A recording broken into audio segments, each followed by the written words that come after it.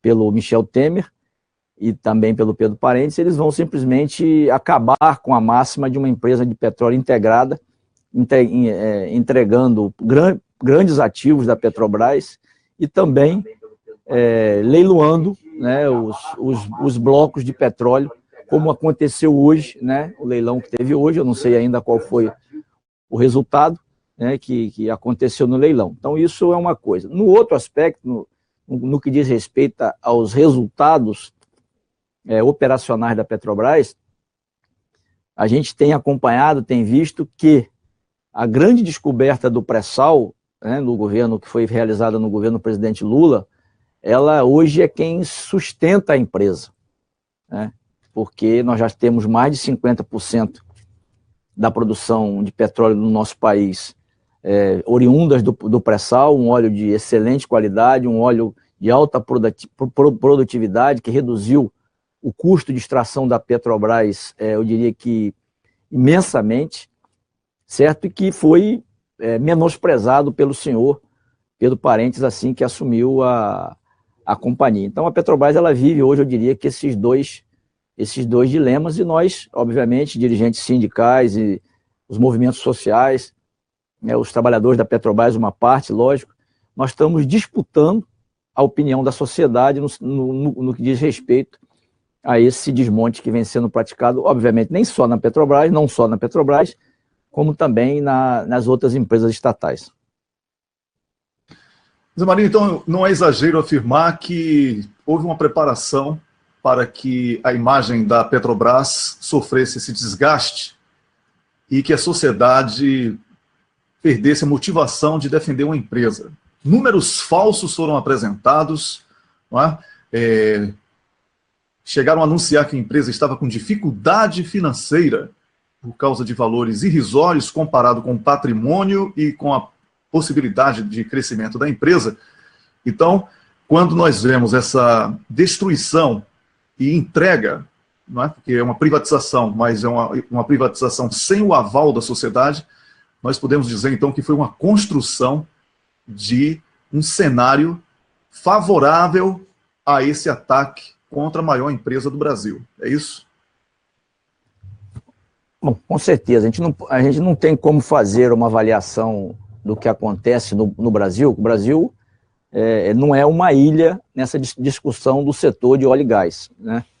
Sem primeiro enxergar a geopolítica mundial do petróleo.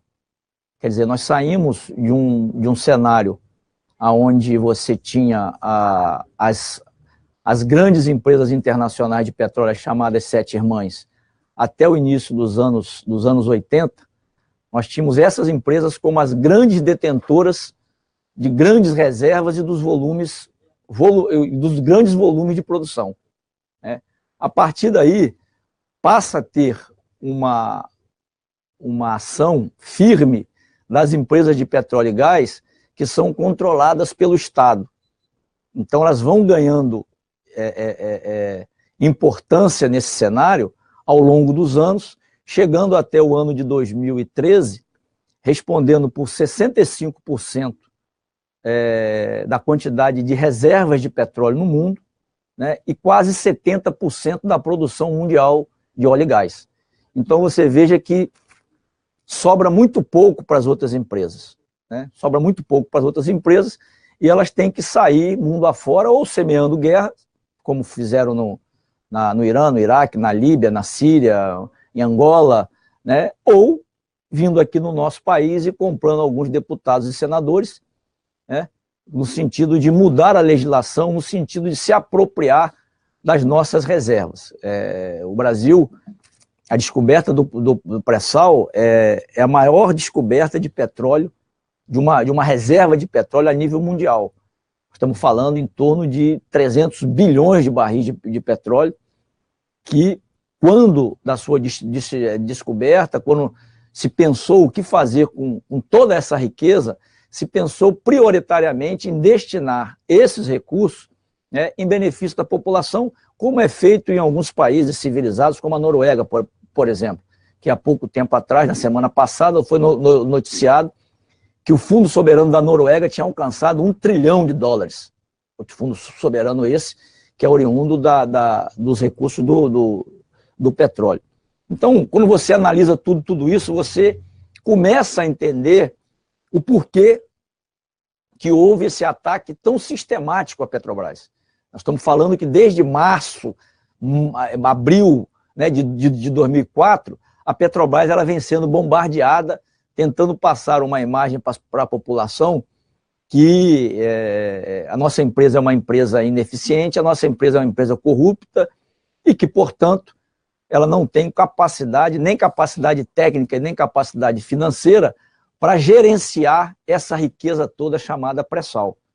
Então, isso, todos os veículos de comunicação comprometidos com o golpe, eles arquitetaram isso, fizeram esse movimento e que resultou, né, eu diria que para desespero nosso, enquanto dirigentes sindicais que fizemos o bom combate, tanto nas ruas como no parlamento, em todos os espaços que nós tínhamos, né, e resultou na mudança na lei da partilha, né, resultou numa política do Conselho Nacional de Política Energética em elaborar um calendário de leilões, né, e que efetivamente hoje teve o primeiro deles. Vamos ter em outubro mais um leilão, esse sim, de áreas do pré-sal, e que efetivamente a população brasileira, não só nesse quesito petróleo, ela anda completamente anestesiada, né, com todo esse bombardeio que é feito por essa mídia. Só para finalizar, Wellington, eu quero lembrar aqueles que nos ouvem e nos veem, que em todos os momentos de golpe no nosso país, um dos pontos centrais dos ataques é a Petrobras, né? A gente for revisitar a carta de Getúlio Vargas antes do seu suicídio, ele cita a criação da Petrobras na sua carta. Da mesma forma que no discurso de João Goulart na Central do Brasil em março de 64, antes de ser golpeado, ele também cita o desenvolvimento da Petrobras, e agora, no golpe que foi dado em Dilma, um dos pontos que nós sempre colocamos isso é a questão da Petrobras também. Então, nada acontece por acaso. Obrigado, Zé Maria, pelas primeiras palavras aqui. Daqui a pouco a gente volta com você. Eu vou falar agora com o Tadeu Porto, nosso colega que também está diretamente ligado à Petrobras, é sindicalista também. Tadeu, boa noite. É bom estar aqui com você em mais um programa. Hoje você é a grande autoridade aqui, porque tem conhecimento profundo da causa. O Miguel do Rosário tem dedicado um tempo enorme aqui no cafezinho para mostrar como os Estados Unidos da América têm levado vantagem a partir do golpe com a exportação de combustíveis para o Brasil. Tá? As refinarias no Brasil estão sendo fechadas e o Brasil passa a ser um mero importador de derivados de petróleo. Tadeu Porto, essa situação é crítica para a economia brasileira, ela é crítica para as perspectivas da própria Petrobras enquanto empresa e para o brasileiro como um todo, não é verdade, Tadeu? Explica um pouco mais para que o nosso público possa ter noção exata do quão danosa é essa iniciativa de destruição da Petrobras aí por parte desse governo, que é ilegítimo e não tem, em momento algum, o respaldo da sociedade para tomar essas medidas. Com certeza, Wellington. Isso ainda, primeiramente, boa noite a você, boa noite ao grande companheiro e amigo Zé Maria, a todos e todas que estão nos assistindo e que, porventura, irão nos assistir no futuro. Essa é uma das grandes coisas legais da internet. Já teve um grande comentário aqui, curto comentário, mas na grandeza muito bom, da Maria Lúcia. São os vira-latas de sempre. Pois é, Maria Lúcia. Como bem ressaltou o Zé aqui na carta do Getúlio, na carta de suicídio, ele cita a Petrobras, mas a gente sabe a luta que Getúlio teve, que Lobato teve para poder defender a Petrobras. Eles vieram aqui, disseram que a gente não tinha óleo. Lobato provou que o contrário, que a gente tinha. Depois, na Bacia de Campos, eles disseram que a gente não era capaz de poder explorar a Bacia de Campos, mesmo em águas rasas, que eram no comecinho, lá, a lâmina d'água de 100 metros. Nós fomos lá e provamos ele ao contrário. E depois, no pré-sal, está muito fresco na cabeça de todos e todas. Eles disseram milhares de vezes que barril ia ser muito caro, que a gente não ia conseguir explorar. Nós provamos o contrário de novo e exploramos e descobrimos, exploramos o que eu chamo com muita tranquilidade de a maior descoberta recente da história do petróleo nacional, mundial. Eu gostaria de abrir um parênteses aqui, Wellington, tanto eu, quanto você, quanto o Zé, estamos usando esse jaleco laranja aqui, da importância disso.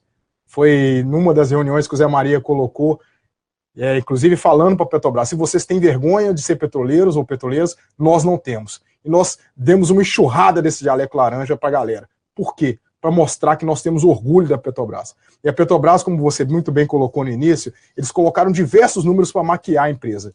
E se ela tivesse sentido o baque, que você vê aquele tubulão de ferro, cheio de ferrugem, jorrando dinheiro todos os dias no Jornal Nacional, matéria de 20 e 30 minutos, a corrupção é lá no confins da China e eles dão um jeito de colocar aquele tubulão de ferro. Se a Petrobras fosse uma empresa fraca, ela não teria resistido. Se a gente não resistisse, enquanto trabalhadores, trabalhadoras ou enquanto população brasileira, ela não teria resistido. E essa luta de sempre.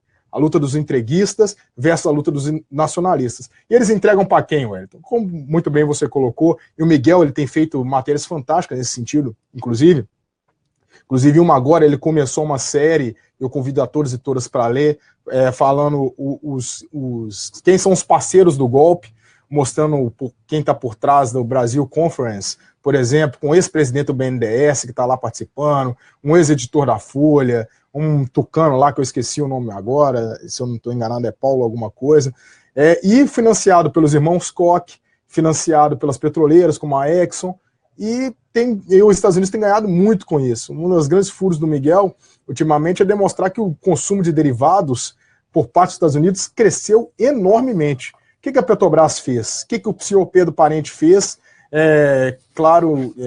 Em conluio com o senhor Michel Temer, os dois golpistas. Eles fecharam as torneiras do refino no Brasil de propósito, para sucatear, como o Fernando Henrique fez na década de 90, sucateando as empresas públicas para poder privatizar. E quem ganha com isso, nada mais, nada menos que os Estados Unidos, que é um dos poucos governos que não bateu no golpe do Brasil. A gente vê matéria da BBC batendo, na matéria do Guardian batendo, no escândalo que é o Brasil hoje. E eu vou finalizar, Wellington, dizendo que dia triste para o Brasil hoje. Porque hoje a gente teve leilão de 4 usinas, lá em Minas, sabe que eu sou mineiro, como o Léo também lutamos arduamente para que isso não acontecesse. Os sindicatos escutistas hoje estiveram, inclusive, numa manifestação contra os leilões. Os leilões foram para a China. A China é um país comunista de verdade, né? De verdade, assim, não no sentido marxista, mas é muito mais comunista, um partido único, que é o Partido Comunista que tem na China, você conhece muito bem, mas a China arrematou essas usinas, um total contrassenso, inclusive para as coxinhas. Para os coxinhas, o Brasil ganhou, se eu não estou enganado, 12 bilhões, alguma ordem desse valor, e o leilão de petróleo que o Brasil arrecadou 3,8 bilhões, ou seja, 16 bilhões para a caixa de um governo que ninguém confia. O cara pode até defender privatização, nós estamos na democracia, nós sempre fomos muito republicanos para fazer esse debate, a pessoa pode até defender a privatização. Tem números péssimos, sabe? A gente entra para esse debate tranquilo, de olho fechado, com a mão para trás, porque a gente provou nesses últimos 13 anos que uma política nacional desenvolvimentista é uma política para o país, principalmente para diminuir a desigualdade social.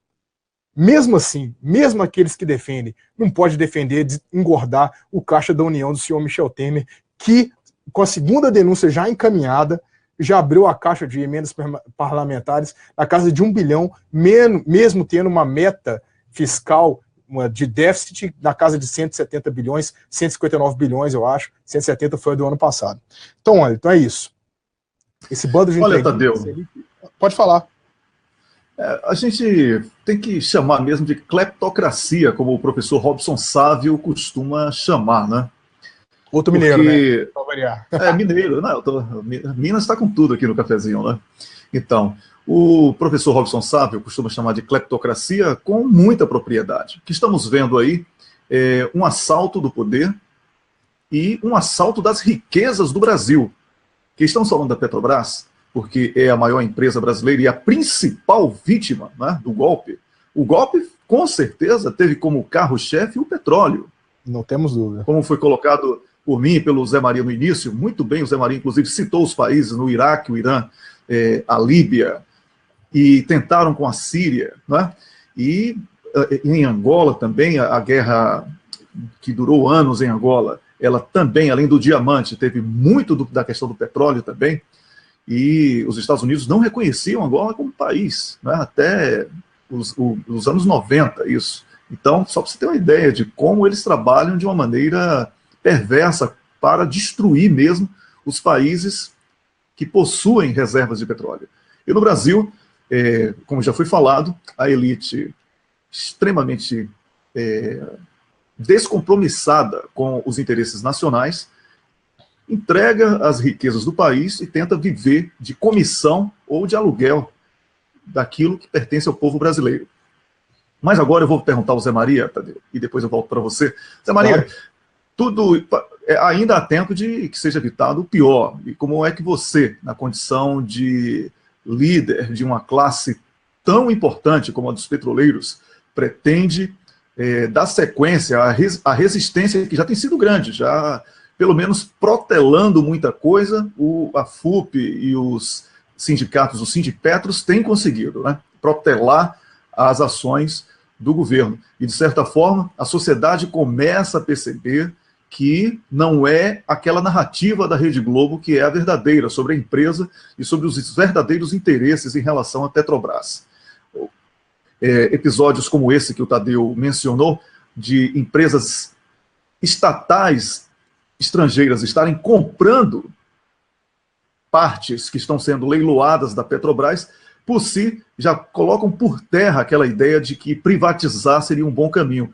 Porque se fosse privatizar de verdade, a Petrobras estaria sendo adquirida por empresas privadas. Mas, como você citou, o fundo norueguês, que é público e defende os interesses do Estado norueguês, aqui ao lado, eu tenho muito conhecimento sobre o assunto, não é? Eu moro aqui na Suécia, e a Total da França, que defende os interesses do Estado francês. Então, um paradoxo enorme entre a propaganda que é apresentada à sociedade, os resultados apresentados, os valores irrisórios, mas a resistência está aí. E como é que você pretende, como líder de uma classe tão importante, tentar trazer a sociedade para essa luta em defesa do Brasil? Não é só da Petrobras, é em defesa da saúde, da educação, em defesa do Brasil e desfazer todas essas mentiras que foram produzidas. Bom, Wellington, principalmente com o povo na rua. Nós não temos a menor dúvida disso. O diálogo com a sociedade ele tem que ser constante e, obviamente, dentro das nossas possibilidades, nós realizarmos grandes atos de massa, colocar massa na rua. Nós vamos agora, no próximo dia 3, que é a passagem de mais um aniversário da Petrobras, nós vamos estar realizando um grande ato aqui, estaremos realizando um grande ato no Rio de Janeiro, né, em defesa da soberania nacional. Esse ato, no primeiro momento, ele foi pensado só para a Petrobras, mas que depois que o governo Temer ele anuncia a privatização da Eletrobras, da Casa da Moeda e de outras empresas estatais, havendo a possibilidade de privatizar o Banco do Brasil, esse ato ele ganhou uma dimensão muito maior. Então ele saiu de um ato que era pensado só para a Petrobras para um ato em defesa da soberania nacional. A expectativa nossa é termos mais de 20 mil pessoas na rua do Rio de Janeiro no próximo dia 3. Vamos ter a presença do presidente Lula, que foi, eu diria que o presidente que mais apostou nas empresas públicas, né, do nosso governo, e é mais um movimento que nós vamos estar fazendo, estaremos fazendo no sentido de chamar a atenção da sociedade. Eu gosto sempre quando a gente faz essa discussão do que é privado e do que é público, a presença do Estado, como é que faz, como é que não faz, eu gosto sempre de lembrar que durante a grande crise do capital em 2008, né, onde o Brasil talvez tenha sido o país que menos sentiu todo aquele tsunami no mercado financeiro, o mercado financeiro não tinha dinheiro para emprestar, para estimular o investimento, a produção, né? O presidente Lula chama os bancos públicos, Banco do Brasil, Caixa Econômica e BNDES, e numa decisão de Estado, ele pede aos bancos públicos para investirem na produção. E, por conta disso, o plano de negócio da Petrobras foi mantido, um plano de negócio que, à época, era um plano de negócio audacioso, com 240 bilhões de dólares para ser investido. A Petrobras chegou a investir no nosso país 300 milhões de reais todos os dias. É algo que as pessoas talvez não tenham noção do que significa isso. Você, todos os dias, você investir 300 milhões no seu país. Na mesma época, aqui no Brasil, as obras do PAC caminhavam a todo vapor, ou seja, gerava emprego, gerava renda, e nós, brasileiros, por uma política de Estado, a gente passou por aquela crise de 2008, eu diria, com tranquilidade, sem sofrer grandes abalos. Por uma política de Estado também, aqueles que criticam, né, a atuação, porque à época, o que nós vimos aqui da imprensa golpista foram críticas ao BNDES, à Caixa Econômica e ao Banco do Brasil, dizendo que eles não têm essa finalidade, né? Mas o governo americano financiou a General Motors, colocou 30 bilhões de dólares na General Motors, para a General Motors não quebrar naquele período. Investiu um dinheiro pesado nos bancos privados americanos para também que o banco não fosse quebrado. Quer dizer, na hora que precisa, o Estado chega, o setor privado não entra. Então, é esse debate que nós temos que travar com a sociedade. É demonstrar que não tem desenvolvimento num país se não for a mão do Estado. Por exemplo, hoje o Brasil vive numa recessão, desemprego brutal, né? Números oficiais, algo em torno de 15 milhões de trabalhadores desempregados, mas que muita gente indo para a informalidade, né? E cadê o Estado para fomentar o investimento? Era a hora do Estado chegar e fomentar o investimento. Será que não tem condição, por exemplo, o Brasil tem mais de 300 bilhões de reais, né, no seu fundo, né, para fazer um contraponto a qualquer abalo no mercado financeiro? Será que não tinha como pegar parte desse recurso e investir nas nossas empresas para voltar a gerar emprego, gerar renda para o nosso povo? Então, eu acho que é esse debate que nós temos que fazer. Muita gente, o Hélio, com quem a gente dialoga, né, a gente sente que no Brasil, você obviamente não está aqui, mas você é onipresente, né? Você mapeia daí da Suécia, mapeia tudo, você sabe tão bem quanto nós que estamos aqui, que tem muita gente, tipo assim, eu diria que numa zona de conforto, esperando 2018 chegar. Não, mas 2018 chega, eu vou lá, voto em Lula e está tudo resolvido. Primeiro, que o 2018 ele pode não chegar, porque nós não vamos achar que essa direita golpista aí, eles assaltaram o poder para nos devolver em 2018. Então esse é um dado. Segundo, que se a gente consegue eleger Lula, com qual base que ele vai governar? Estava vendo aqui agora, não sei se você talvez já deve ter visto, quer dizer, o Luciano Huck, o Armínio Fraga, o Nilson Guanais estão criando, vão lançar, o descaramento é tanto que eles vão lançar na semana que vem, né, para todo mundo saber que eles vão criar um fundo para eles elegerem 100 deputados, no mínimo, com pensamentos liberais. Liberais. Né? Então, ou a população entende o que está em disputa, que o Brasil hoje, nós estamos vivendo uma luta de classe, é luta de classe mesmo, né? Ou a cada dia que passa esse processo de retirada de direito da classe trabalhadora, de venda do nosso patrimônio, né? Ele vai se acirrar e vai, eu diria que, aumentar esse fosso entre a Casa Grande e a Senzala. Zé Maria, você falou em luta de classes e existem duas... Tadeu, eu passo para você daqui a pouquinho, tá, Tadeu? Depois do Zé Maria, inclusive, você já pode emendar aí. O presidente Lula, ele numa entrevista ontem à rádio Trianon, em São Paulo, e que foi transmitida aqui pelo Cafezinho, porque é parceira nossa, ele falou pela primeira vez, assim, de uma maneira enfática, sobre plebiscito revogatório, um referendo revogatório. Ou seja, ele vencer as eleições e chamar a sociedade para perguntar: vamos desfazer o que Temer fez? Isso foi uma coisa que foi colocada, né? Sobretudo no que se refere ao congelamento dos 20 anos de congelamento de tudo, sem investimento público. Não é? Esse foi um fator. Outro fator que a gente coloca é que tem sido liderado aí pela Frente Ampla Parlamentar Mista, que é presidida pelo senador Roberto Requião, a ideia de que quem compra produto de roubo também é ladrão e que o brasileiro vai tomar de volta. Faz parte de uma quadrilha. São essas duas bandeiras que podem ser as bandeiras que unem esses brasileiros que em 97% reprovam o atual governo brasileiro, Zé Maria? Olha, eu não tenho dúvida que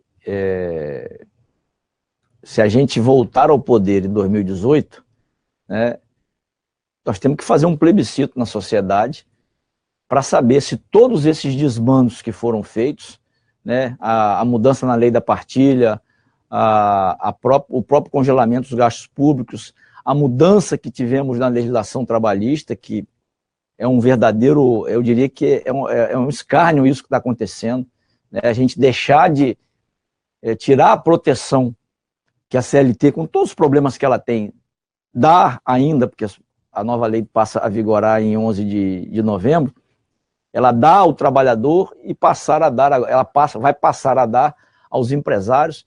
Então, esse debate ele tem que estar colocado durante o processo eleitoral. Durante o processo eleitoral. Porque eu vou voltar à minha fala anterior, quer dizer, não basta a gente eleger Lula. Nós temos que eleger uma base parlamentar que possa efetivamente ter compromissos com a sociedade brasileira e a gente, de fato, rever tudo que foi feito. Você pega, por exemplo, hoje, quando você faz um raio-x do Congresso Nacional, esse Congresso que está aí, que também é ilegítimo, porque ele foi eleito, já está, cada dia que passa, você tem mais informações de que mais deputados e senadores foram eleitos, por exemplo, com dinheiro da corrupção, né? Você vê que nós só temos hoje 3 sindicalistas no Congresso Nacional e você tem mais de 170 empresários. Você tem um monte deles lá que é da bancada da bala, né? Então, ou a classe trabalhadora acorda para isso e enxerga de que lado que ela vai estar nesse processo que vai começar eu diria que já começou, porque, na realidade, todo movimento que a gente faz é no sentido de retomar o Brasil para os brasileiros. Então, eu penso que a colocação do presidente Lula ela vem em boa hora, né? Ele está corretíssimo na realização das suas caravanas, dialogar com o povo, mostrar ao povo o que está acontecendo, porque, infelizmente, depois de tanto tempo, tem gente que ainda não sabe o que está acontecendo, né? E isso, para nós, eu diria que, na atual conjuntura, é inaceitável. Com certeza inaceitável. Tadeu Porto, a bola é com você agora. Pois é, Wellington, eu estou vendo a mensagem da Sandra Tchepolo aqui. Ela colocou o seguinte: governo é pirata, repassando o que rouba. E um referendo revogatório conseguirá reverter? Olha, Sandra, sua pergunta, junto com uma indagação, é muito interessante. O Zé foi muito feliz em colocar aqui que muitos esperam 2018, até mesmo porque nós vemos o Lula uma liderança muito grande, uma liderança gigantesca. Lula eu cansei de falar isso aqui no Cafeína, a democracia que deu certo no Brasil. O Brasil é um país de golpes, viveu de golpes, o período democrático que o Brasil vive na sua história completa, nos seus 500 e poucos anos, são raríssimos e curtíssimos, é sempre um golpe atrás de outro, é sempre um governo autoritário atrás de outro. O Lula é a democracia que deu certo. Por isso que a figura dele é tão extraordinária, apesar dele apanhar todos os dias, ele continua subindo nas pesquisas e ninguém tem coragem de confrontar o Lula cara a cara, a imagem dele, do jeito, se não for utilizando baixo escalão da vida como João Dória ou Sérgio Moro pela sombra, sem atacar diretamente. Mas, Sandra, realmente um plebiscito revogatório, ele não vai ser muita coisa sem mobilização. Por isso eu queria reforçar aqui, a própria Camila, que está sempre com a gente aqui, já perguntou, a Eleni já perguntou, Eleni Cid perguntou se vai ser só no Rio de Janeiro. Nós estamos programando, pessoal, para tentar ter atos em todo lugar do Brasil. Pelo menos o que depender... Ih, tá desligado agora sim. A gente tava com um probleminha no microfone aqui, agora já consertei. Muito obrigado aí, gente, por me consertar. É o seguinte, vou repetir aqui rapidinho a informação da Sandra, que perguntou se um plebiscito revogatório seria suficiente. Eu acho que não. Sem mobilização, Sandra, não tem como. Eu queria reforçar aqui o pedido para as mobilizações, para participar das mobilizações. O ato principal é no Rio de Janeiro. Por quê? Porque no Rio de Janeiro tem ali um quadrilátero dos estatais que eles chamam. A Petrobras, o BNDES, a Eletrobras, tem um prédio do Banco do Brasil. Ali é muito forte. Ali nós vamos nos concentrar para demonstrar que nós estamos ali como um verdadeiro exército para poder proteger as nossas estatais que tão importantes foram para a gente ao longo da nossa história. Mas nós vamos tentar ter atos em todo lugar do Brasil. Fiquem atentos na página do Cafezinho, na página do Sindipetnf, da Federação Única dos Petroleiros, da CUT Rio. Um grande abraço para a Duda, que está transmitindo aí também, da CUT Rio, da CUT Nacional, em diversas páginas dos movimentos sociais que nós estamos articulando, que nós vamos ter presença sim. A mais maciça vai ser no Rio de Janeiro, por causa desse aspecto, é aniversário da Petrobras, o edifício principal da Petrobras, o edifício sede, fica lá na Avenida Chile. Aliás, alguém comentou aqui, estão querendo transformar a Petrobras apenas num edifício na Avenida Chile. É uma grande verdade. O desejo desses golpistas é o quê? Vou explicar direitinho. Fazer a Petrobras enxuta, pequenininha, uma empresa de papel, onde eles ficam ali só fiscalizando o contrato para ver onde é que eles vão ganhar ou não. Deixa os equipamentos que são feitos para fazer lá na Alemanha. Deixa as plataformas que vão ser construídas fazer lá em Singapura com os parceiros deles. Deixa os Estados Unidos refinar e vão ficar aqui no Brasil como essa elite sempre quis. Fala que a galera, que a nossa elite ela é tão preguiçosa que ela terceiriza até a luta de classe. Nem na batalha campal da luta de classe ela quer entrar, de tão vagabunda e de tão elitista e preguiçosa que ela é. Ela terceiriza para outras pessoas, quer viver só no especulativo, só naquele que o Requião chama de capital vadio, capital vagabundo, que não gera emprego e não faz nada, só fica vivendo dessas altas de bolsa de valor e do capital especulativo.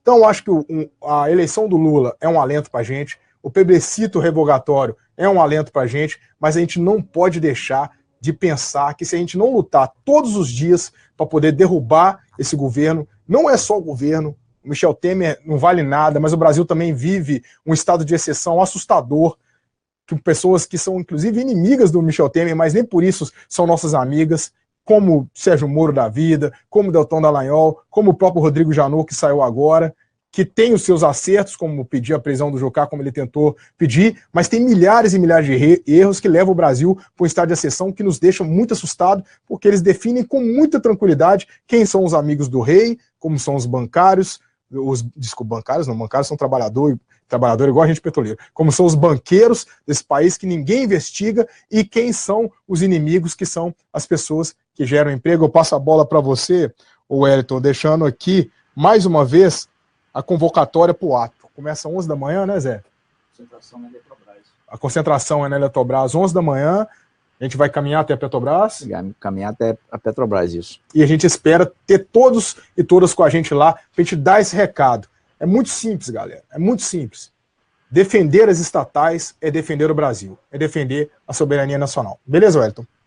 É isso aí, Tadeu Porto. Você está assistindo ao programa Cafeína, o seu programa das quartas-feiras aqui no Cafezinho e também retransmitido pelo blog Botando Pilha. E hoje, com o apoio aí dos colegas do Sindipetros e também da FUP, Federação Única dos Petroleiros, temos a honra de ter aqui com a gente o coordenador nacional da FUP, Federação Única dos Petroleiros, que é o José Maria Rangel, que está batendo esse papo aqui com a gente sobre a importância de resgatarmos as empresas estatais brasileiras. Estamos dando foco à Petrobras, é bom que se diga isso, não é desprezando a importância de todas as outras que estão sob ameaça. Mas, como falei na introdução do programa, o grande foco de todos os golpes e de todas as investidas contra países tem sido o petróleo e gás. O Brasil descobriu reservas gigantescas de petróleo através do pré-sal. Lamentavelmente, não se preparou através de uma inteligência capaz de promover a defesa nacional e foi vítima, primeiro, de ataques cibernéticos que municiam as lava-jatos da vida e outras investigações, todas elas contra o próprio Estado brasileiro, que bastou cooptar células da política, da justiça e de uma imprensa que tradicionalmente já é vendida e trabalha contra os interesses do Brasil e dos brasileiros, para que tudo isso que estamos assistindo pudesse ser implementado. O Brasil hoje vive um estado de exceção, como o Tadeu colocou, é verdade, mas o Brasil vive, sobretudo, um ataque internacional. O Brasil hoje é vítima de um ataque internacional sem precedentes na história, porque o povo sequer percebe que é vítima de uma grande guerra internacional, onde pode custar muito caro o retardo desse despertar que foi colocado também pelo Zé Maria. Esperar 2018 apenas é muito perigoso. A hora de lutar é essa, a hora de tentar evitar que esse desmonte seja consolidado na sua plenitude é essa, até para que possamos ter força para o referendo revogatório, que seria, assim, o grande trunfo do povo brasileiro, tomar de volta aquilo que pertence ao Brasil e aos brasileiros. Zé Maria, energia é poder. Isso foi dito a você ontem em uma conversa reservada que você teve com um dos maiores cientistas políticos do planeta, que é o professor Luiz Alberto Muniz Bandeira. Além da Petrobras, temos aí a Eletrobras, a Eletronuclear, tudo isso como alvo preferencial de grupos estrangeiros. Qual a avaliação que você faz sobre isso e como mobilizar todas essas classes que, lamentavelmente, ainda dentro da Petrobras, dentro da Eletrobras, dentro de outras empresas estatais, temos empregados que investem em bolsa de valores, lutando contra ele mesmo.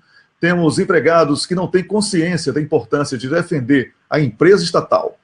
Como fazer esse dever de casa e levar para a sociedade a importância dessa luta? Olha, primeiro aquilo que você falou, né? A gente ainda tem nessas empresas, né? E eu costumo dizer que na nossa caminhada, a nossa caminhada ela começa em abril, março, abril de 2015, quando nós desembarcamos em Brasília para disputar com as forças conservadoras a mudança na lei da partilha. E já naquele momento, a gente sentia que a classe trabalhadora dessas empresas, porque Brasília é eu diria que é o grande polo, né, de servidores públicos, de empresas estatais, e era impressionante quando a gente passava nas nossas caminhadas e esses servidores, né, eles nos condenavam. Ficavam calados, não se manifestavam. E nós, a todo instante, colocávamos que o golpe não era contra Lula e Dilma, o golpe era contra nós todos, né? Então, agora, quando você pega, por exemplo, pouco se fala, né, eu não tenho domínio no assunto, mas pouco se fala no submarino nuclear brasileiro, né? Prenderam o Almirante Otto, ninguém fala nele mais, o assunto está abafado, o submarino nuclear brasileiro não vai sair do papel, a que tudo indica, a não ser pelo menos nos próximos períodos, e a vida vai seguindo, né? A vida vai seguindo.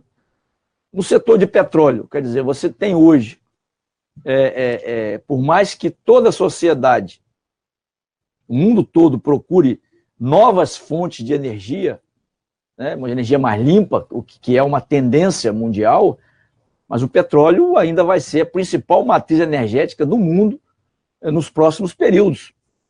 Então, nós estamos falando de um produto que tem mais de 3 mil subprodutos oriundos dele. Então, o petróleo ainda vai, por muito tempo, ser a principal matriz energética do mundo, a não ser que aconteça aí uma grande revolução, né, e que você, no espaço curto de tempo, você consiga uma nova fonte energética mais limpa e mais barata, enfim. E no que diz respeito à energia elétrica, da mesma forma, o Brasil, quer dizer, hoje nós tivemos o leilão, como o Tadeu colocou aqui, de 4 usinas da CEMIG, hidrelétricas. Eles lutaram muito para tentar barrar, entendeu? Então, inclusive o governo de Minas. É um processo, cara, de desmonte profundo que está havendo, que foi construído. Eu acho que como você falou, Wellington, se eu entendi bem um trecho de uma das suas intervenções, eu acho que a gente pecou em não ter, nessas mudanças, nessas transformações que nós fizemos, eu acho que nós não fizemos elas de uma maneira muito sólida, envolvendo a população no debate, por que nós estávamos fazendo, né?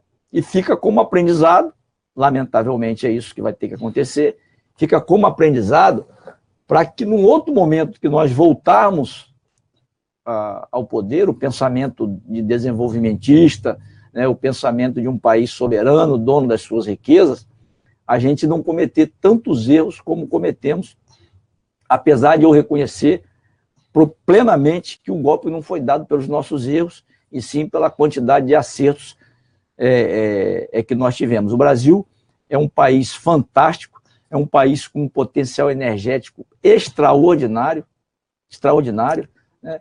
E que o mundo todo volta os olhos para cá, para o nosso país. Agora, uma coisa que a população brasileira, nós trabalhadores, nós não temos o direito não podemos nos dar esse direito de abaixar a cabeça para tudo isso que está acontecendo aí. Pelo contrário, nós temos que continuar de cabeça erguida, temos que continuar nas ruas, enfrentando, debatendo nas redes sociais, em todos os espaços que nós tivemos, nós temos que disputar a opinião. Acho que a palavra certa é essa, o verbo certo é esse, é disputar.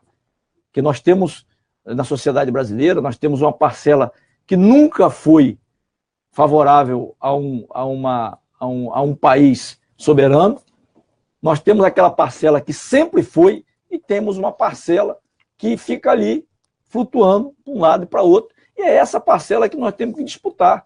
Temos que disputar o nosso projeto com essa parcela da população que fica ao vento da economia, né? Então é esse povo que nós temos que disputar, mostrar para ele que se o Estado vai mal, ele não tem emprego, ele não tem saúde de qualidade. Como é que você pode permitir, né? E foi uma das primeiras falas que você colocou, e acho que a gente não explorou muito isso, como é que você pode permitir que o Estado congele os gastos públicos por 20 anos?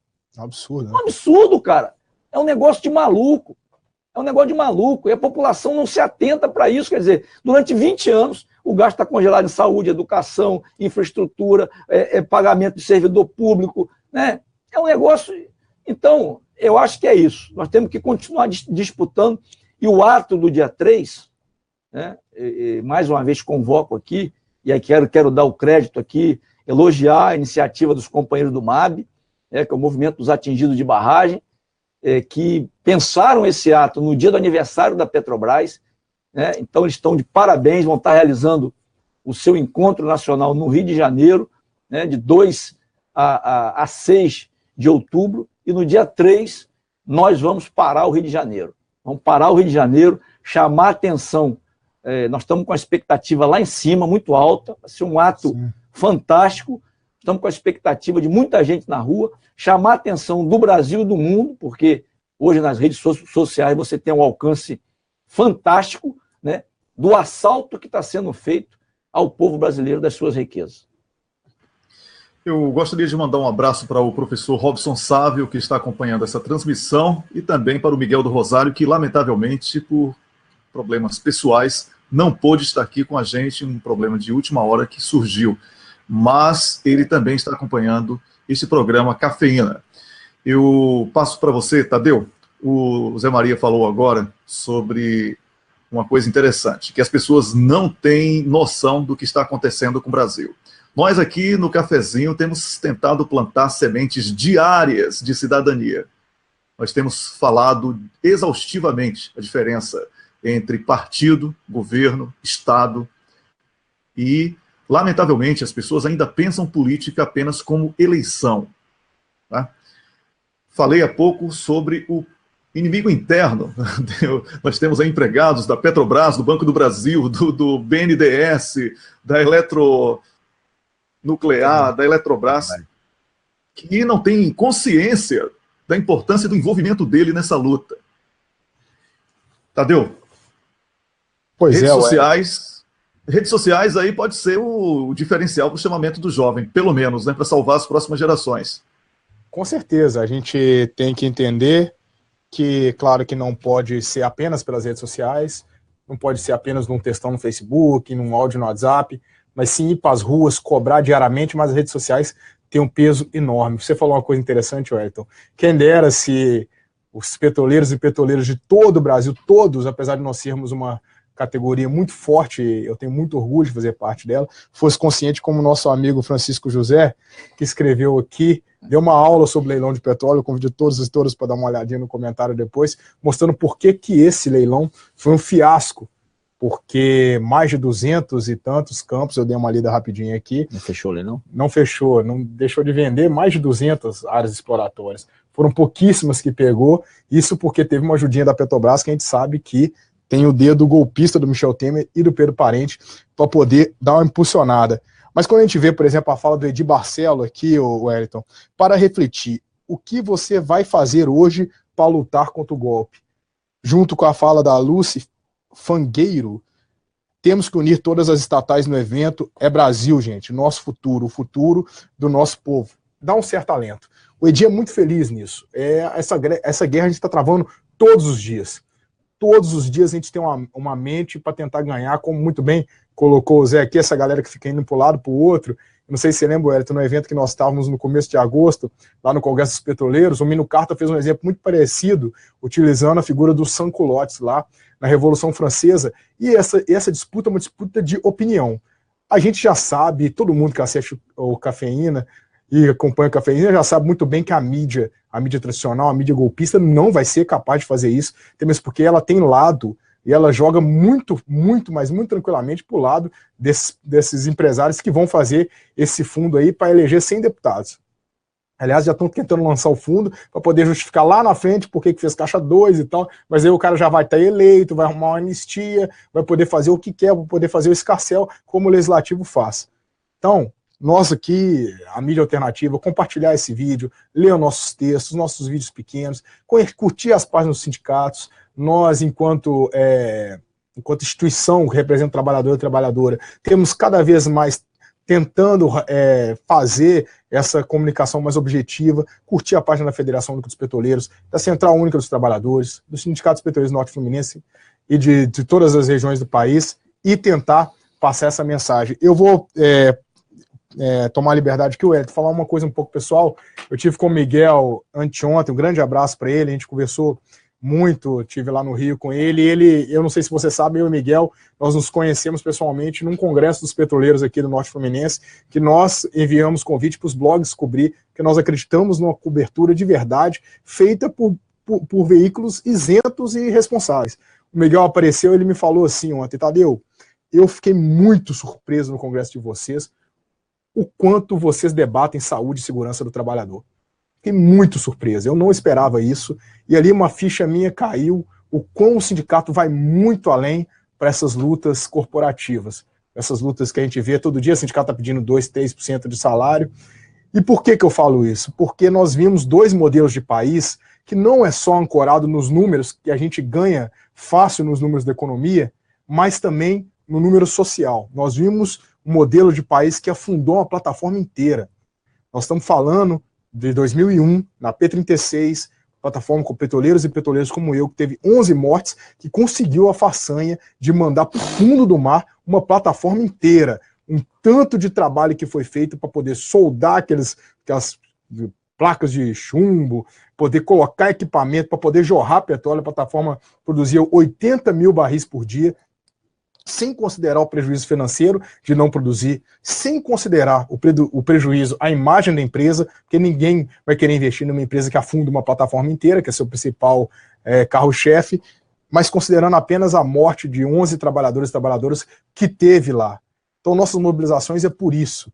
Não é só para poder colocar A ou B no governo. Não é só um projeto que é melhor que o outro. É um projeto, um esquema de vida mesmo, social. Tem muita coisa por trás. Quando nós estamos aqui falando que defender as estatais é defender o Brasil, é porque não só nos números elas são melhores, mas no social é muito mais importante também. O que a Caixa Cultural já fez por esse Brasil, o que o Banco do Brasil já fez por esse Brasil, pelo social desse país, não está no gibi. O que o BNDES já fez, e você sabe muito bem, teve com o Miguel e com o senador Lindenberg, numa audiência do BNDES, que foram diversas informações dadas, já fez pelo social desse país, não está no gibi. Então vamos lembrar disso, galera. Reforçando mais uma vez, 3 de outubro, estamos nas ruas para poder lutar. O Wellington, passa a palavra para você. Tá bom, Tadeu, triste de um país onde o sindicato ainda precisa, em 2017, explicar da sua importância e de que não estamos falando apenas de salários e benefícios financeiros, né? Então, essa falta de consciência que eu falei há pouco na política, ela é refletida também nessa impossibilidade do empregado ver o sindicato como um parceiro, como algo que o representa e do qual ele faz parte, do qual ele é uma célula viva. Então, é muito triste. Nosso tempo está chegando ao final e eu gostaria de, antes de tudo, agradecer a presença do nosso convidado especial de hoje, que é o José Maria Rangel, pela presença. Foi muito boa a sua participação, Zé Maria. Eu acredito que muitas dúvidas do nosso público tenham sido tiradas. O seu apelo pela consciência da importância da Petrobras e das empresas estatais e a convocação para o ato do dia 3, acho que essas mensagens foram muito bem transmitidas e nós aqui do Cafezinho sempre assumimos o compromisso de abraçar essas campanhas. E eu quero dizer que eu não vesti esse jaleco aqui por uma questão de marketing ou de favorecimento financeiro, porque o Miguel também iria usar e o Leonardo Estopa também, se estivesse presente, iria usar. Estamos fazendo isso porque nós defendemos as empresas estatais. Nós queremos empresas estatais fortes. Sabemos que a Petrobras é o grande alvo desse golpe, o grande alvo desse ataque que o Brasil e os brasileiros estão sendo vítimas. Então, Zé Maria, obrigado. Desejamos muita força para você no comando de uma classe tão importante como a dos petroleiros e que possamos, no próximo encontro, celebrar já aí os primeiros frutos de consciência, envolvimento, participação do petroleiro e da sociedade nessa luta tão importante. Bom, eu que agradeço o Edson, Tadeu e todo o pessoal aí do blog Cafezinho pela oportunidade de estar aqui explicando, esclarecendo, colocando a minha opinião, né, parabenizar o Cafezinho por ser um veículo de comunicação, eu diria que como poucos, né, que quando tem que dar porrada, dá porrada, quando tem que elogiar, elogia. Então é isso que a gente espera da nossa mídia. Esperamos mais nada. Eu acho que eu comentava com os companheiros ontem, Wellington, para não tomar muito tempo, quer dizer, por que o nosso sindicato tem credibilidade? Porque quando nós temos que dar porrada, a gente dá. Por exemplo, quando a Dilma fez equivocadamente aquele acordo com o PMDB para mudar a lei da partilha, tirar a obrigação da Petrobras e dar tirar a obrigação e dar fugiu a palavra. Não é opção. Não é opção. Tirar a opção da Petrobras. Tirar a obrigação dela ser operadora e dar a preferência a ela. Operação. A preferência. Nós demos de cacete nela. Demos de cacete, falamos que ela errou, falamos que ela traiu os movimentos, que ela traiu o povo brasileiro. Então é isso que nos dá credibilidade. Quando nós temos que elogiar, a gente elogia. Então, não eu sei que para muita gente é difícil fazer isso, mas para quem tem, eu diria que a consciência tranquila, como você falou, que não tem financiamento, como a gente sabe aí, que existem, eu acho que nós estamos, não tenho certeza que nós estamos num caminho certo. É dessa forma que nós temos que disputar a sociedade. Eu não tenho dúvida, espero também, em breve, estar voltando no programa de vocês, estou à disposição, para a gente comemorar, né? Comemorar que a nossa luta, com certeza, ela não foi em vão. Okay, muito obrigado, Zé Maria. Agora vamos passar para o Tadeu Porto. Tadeu, muito obrigado mais uma vez por estar aqui comigo. Hoje conseguimos segurar 1 hora de programa sem a liderança do Miguel do Rosário, sem a tradicional participação do Leonardo Stoppa. Um abraço também para a Tássia Camargo, que hoje não pôde participar. Tadeu. Sim, Wellington, com uma audiência muito boa, diversos comentários apoiando, a gente vê que as pessoas que acompanham a gente sabem da importância dessa luta, elogiaram muito, inclusive, Zé, a FUP e o Sindipetro pela iniciativa e porque conhecem a luta dos petroleiros, acho que estão cansados de ver esse jaleco laranja nos atos por onde está passando. Meu recado final é um recado para a gente não esquecer da importância que é acreditar no Brasil de verdade. E é claro que acreditar num Brasil de verdade, não ser nacionalista, sem fugir na retórica da defesa do nacionalismo a todo custo, como foi uma das bandeiras do fascismo, inclusive, mais a importância de fazer o país gerar riquezas e trabalhar suas riquezas naturais em prol do povo dele mesmo. E não tem como fazer isso, nossa história demonstra isso, a história mundial demonstra isso.